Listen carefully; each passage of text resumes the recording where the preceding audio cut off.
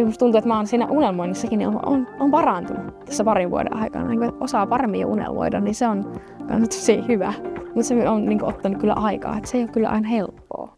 Mun amma määrä hasla inverolla niillä Ritni Rauni Rästepieski ja mulla on läytetä itse tuojar. Eli mä oon Ritni Rauni Rästepieski ja mä oon taiteilija ja aktivisti. No virallisesti mä oon just valmistunut tanssitaiteen kandidaatiksi, että on tanssitaiteilija, mutta mä teen myös tosi paljon muuta, niin kuin sen tanssin ja koreografian lisäksi, että mä oon viime aikoina, tai viime vuonna aloitin kunnolla tekee just dragia. Niin on tehnyt tosi paljon eniten niin drag kinginä ja semmosia niin jotain maskuliinisia hahmoja, mutta myös vähän kaikenlaisia muitakin hahmoja. Musta drag on jotenkin, se on vaan niin ihana, kun musta tuntuu, että siellä niin on niin ihanaa vaan olla että niin vaan leikkii myös niillä sukupuolirooleilla ja kaikilla niillä rooleilla, mitkä välillä on ahtaita ja tuottaa ahdistusta ja dysforiaa, niin sitten vaan että joo, ei kiinnosta, voi vaan niin jotenkin mässäillä ja leikkiä, niin se on ihanaa. Tanssi on kyllä ollut mun elämässä, niin kuin, sanoisin, että aina. Et aina mä oon niin kuin liikkunut ja tanssinut ja mä oon ollut lapsena just semmoinen tyyppi, joka on kiipeillyt puihin ja jotenkin ollut semmoinen lapsi, joka on ollut paljon liikkeessä.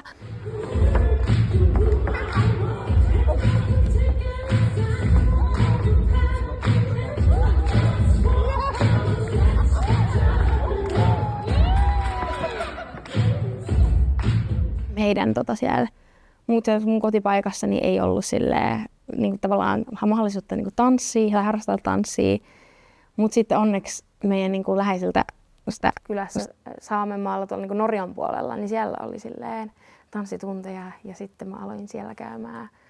Varmaan kun mä olin ala-asteella, ehkä joku 9-vuotias tai joku sen ikäinen. Ja siitä lähtien mä oon niin tanssinut, mutta sanoisin, että ei mun suhde tanssiin ole kaikista helpoin myöskään. Et musta tuntuu, että silloin, niin vaikka siellä Saamenmaalla oli just niin että meillä ne tanssitunnit oli vaikka 50 niin koko lukukausi, eli niin saatavilla niin kaikille. Et siinä ei ollut semmoista, samalla lailla semmoista luokkaeroa. Mutta sitten mä muistan, kun mä muutin Helsinkiin, joskus silloin kun mä tulin lukioon, ja sitten taas täällä oli enemmän just, että yksi tanssitunti saattoi olla 20 € ja sitten se ei ollutkaan yhteisöllistä, vaan sitten oli enemmän tosi paljon enemmän kilpailua. Ja sitten mä olin okei, miksi tämä tanssi, mikä on ennen ollut mulle se eniten iloa tuottava juttu, niin onkin yhtäkkiä tosi jotenkin ahdistavaa ja jotenkin, että mä en enää löydä siitä samanlaista tatsia siihen. Ja sitten myös lopetin sen ja sitten en mä ajatellut, että mä tulisin opiskelemaan tanssia ihan suoraan, että en mä ollut ajatellut sitä, että se vähän tapahtui tai silleen.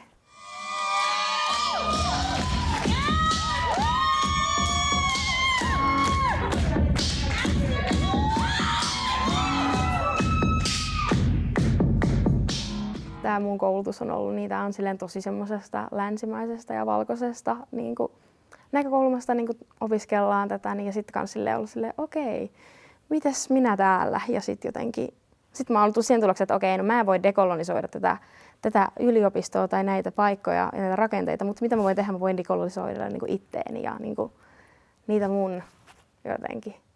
No niin, että mä voin tehdä sitä työtä itteni kanssa ainakin. Ja sitten ottaa ne, mitkä on mulle olennaisia, niin ottaa ne, ja sitten mikä ei ole, niin sitten voi ottaa toisesta korvasta sisään ja toisesta ulos. Ja sitten yrittänyt koko ajan pitää itsestä kiinni siitä, että mitä oikeasti itse haluaa, koska sehän on silleen, että koulusta ja paikoista syötetään aina jotain tiettyä, että hei näin sun pitäisi tehdä, tai tähän on se suunta. Niin sitten myös, että se voi olla silleen, okei, no toi on yksi suunta, että mun ei tarvitse mennä tänne, jos se ei tunnu mulle oikealta. Niin se on ollut tosi tärkeää jotenkin pitää se siitä jotenkin silleen rehellisesti kiinni. Yrittää pitää oikeasti rehellisesti kiinni sitä, missä itse menee ja mitkä on ne omat kiinnostuksen kohteet.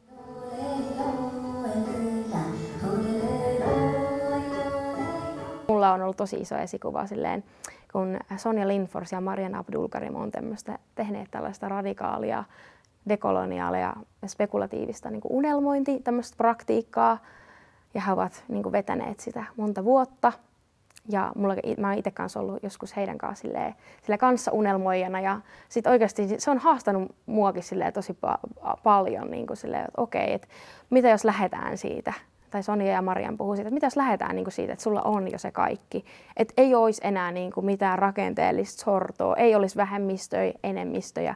Kaikki maat olisi palautettu takaisin ihmisille, ei olisi enää niin kuin valtiorajoja, ei olisi niin kuin kolonialistisia valtiorajoja, ei olisi mitään. Niin, ei olisi mitään tämmöistä. Miltä se niin kuin tuntuisi ja miten sulla olisi kaikki se, mitä sä tarvit? Että niin kuin kääntää sitä ajattelua, että sen sijaan, että niin kuin jotenkin ränttää ja miettiä, että miten pääsisi sinne, niin että välillä kääntää sen ajattelua, että hei, mä oon siellä jo. Niin se on ollut mulle silleen tosi inspiroivaa ja silleen, mikä on myös niin kuin just nimenomaan, mistä se on tullut sitten, että miten se tuntuu myös kehossa niin kuin ihan eriltä, jos antaa itselleen aikaa, niin kuin, antaa itselleen niin kuin rehellisesti aikaa miettiä, että on jo siellä, että on jo kaikki se, mitä tarvii. Niin se on ollut mulle tosi inspiroivaa ja sitten jotenkin sitä myös olen käyttänyt sitä unelmoinnin praktiikkaa silleen aktiivisesti mukana sit siitä lähtien, kun siihen niin kuin olen tutustunut.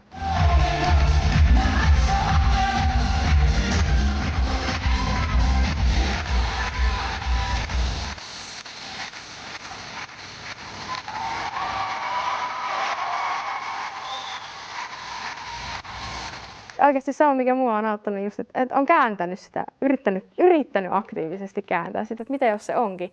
Mitä jos se onkin se katse, mille tekee, niin mitä jos ajattelee, että ei ole tätä rakennetta tai että se ei ole sitä olemassa olevaa rakennetta. Että on jo siellä, että joo, että sukupuolen moninaisuus on niin kuin normi ja mä tässä olen transihmisenä, niin kuin, että mä teen tässä tätä muille kaltaisille, niin tässä ei ole mitään outoa ja mä oikeasti purely vaan mietin sitä, että mitä mä haluan tehdä ja niin kuin, että mä en mieti sitä katsetta, mä teen niin kuin kaltaisille. Musta ehkä se on ollut mulle auttavina, että mä mietin, että mitä mä itse haluaisin nähdä. Mitä mä itse haluaisin nähdä. Jos mä menisin kattoon, että sen sijaan, että mä oon silleen, täällä ei oo sitä, mitä mä haluaisin nähdä. Mä silleen, niin, okei, nyt rauhoitutaan tuosta ränttäämisestä, mietitäänpä, mitä sä oikeasti itse haluaisit nähdä. Mitä sä haluaisit itse tehdä? Okei, niin. Sitten yrittänyt keskittyä niinku siihen, että kyllähän se niinku on siellä niinku väistämättä se rakenne niinku siellä niinku mukana. Totta kai niinku siihen tekee dialogissa, mutta sitten just silleen, miten edeltä se tuntuu, vaikka silleen, että teki kirjaita, vaikka silleen, että miettii aktiivisesti sitä rakastavaa vaivu queer-katsetta sen valkoisen cis-heteronormatiivisen katseen sijaan, niin kyllä se alkaa tuntua kehossa. Sitten sä alat, se on sitä aktiivista larppaamista. Aktiivisesti kyllä se sitten jossain vaiheessa alkaa tuntua myös silleen, että joo, tähän oikeasti tapahtuu ja näinhän se nyt on. Mutta ei se niin. Ehkä sitä pitää vaan aktiivisesti larpata enemmän. Mä kyllä huomasin kyllä kirjassakin, kyllä meillä oli välillä just niitä katseita, että ei ollut se rakastava vibe queer katse. Sitten oli silleen, että se on siellä. Mä keskityin sitten näihin muihin tyyppeihin. Että mä keskityin niihin, että kelle mä oon tätä tekemässä. Että ei se niinku haittaa. Että sehän on niinku sitten, in a way, se oli niinku se oli yksi ja sama, mitä joku siellä, joka ei kuulunut siihen meidän kohderyhmään, ajatteli siitä, koska sitten oli silleen, että niin, aktiivista mielikuvittelua. Ienala ieralaan, ko tehta, täppe, puerrevuohta, liekkusvuohta, torvu. No musta tuntuu, että vaikka se unelmointi on oikeasti yksi semmoinen paikka tai praktiikka, joka vaikka auttaa myös lepäämään ja välillä olemaan silleen, okei, mitä jos on jo siellä utopiassa? Jos on niinku raskasta muuten elämässä, niin sitten se, että välillä niinku taas, että palaa oikeasti siihen unelmointiin, niin se on yksi. Mutta ihan ehdottomasti myös kyllä vaan se aika. Musta tuntuu, että mä lepään tosi paljon, kun mä oon niinku mulle tärkeiden ihmisten kanssa, niin se on ainakin mulle yksi semmoinen asia. Joo, saunominen on hyvä myös. Ulkoilu.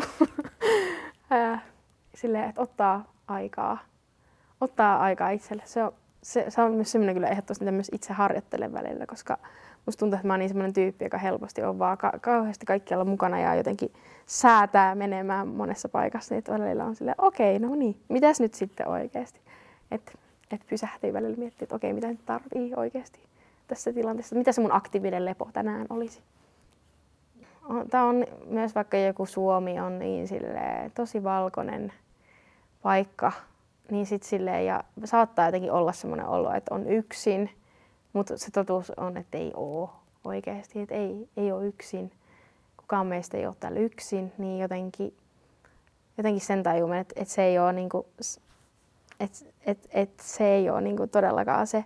Vaikka me nähdään jotain tiettyä narratiivia eniten niinku, myös niinku representoituna jotenkin kaikilla meidän ympärillä, niin se ei niinku ole se. Se ei ole niinku se todellisuus, vaan me ollaan kaikki täällä. Niin ehkä mä haluaisin just sanoa, että just sen, että pitää muistaa, että me kaikki ollaan täällä. Ja sitten jotenkin, että pitää vaan silleen muistaa pitää itsestään huolta ja unelmoida.